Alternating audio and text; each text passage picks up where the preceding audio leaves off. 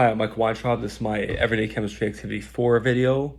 So for this one, we added baking soda to vinegar. We added a tablespoon of vinegar to the baking soda. We observed the bubbles being formed, and the bubbles are indicating some sort of gas being released from the reaction. When we added 1 tablespoon, there was still some baking soda left in the container that I used. So this means that the vinegar was not acidic enough or strong enough to remove all the baking soda when you only added a single tablespoon of each. When we added another tablespoon of vinegar, we observed that there were more bubbles being created.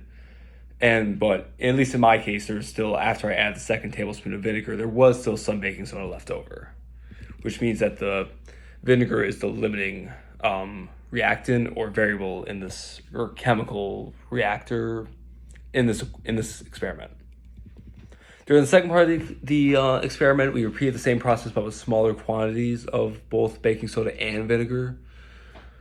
And I saw pretty much the exact same results. I saw the vinegar ran out quicker than the baking soda. There was still baking soda left over in the container that I used. I had to keep adding vinegar to remove all of the baking soda until no more bubbles or there was no more reaction seemingly happening. It took about 5 teaspoons of vinegar to remove about 1 teaspoon of baking soda. From what I found, give or take, my measurements may have been a little off though. Based on my observations, we conclude that the limiting reactant was the vinegar, but you can't remove all the baking soda with just enough vinegar. But yeah, the vinegar is definitely the weaker reactant than the baking soda.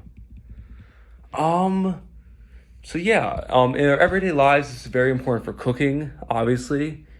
I also researched it's also very important for medicine. Obviously, in cooking, this is very important when you're trying to get things like baked goods to rise or to maintain a certain level of consistency. You need to know certain ratios of things like baking soda and baking powder to add to things like with vinegar and water and like other liquids, or maybe not water, but yeah.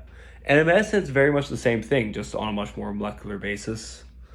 You need the drugs or the medicine to be effective with any acidic, like stomach acid or any other fluids that it may come into the process while trying to deliver the medication. So yeah, that was a little rambly, but have a good day.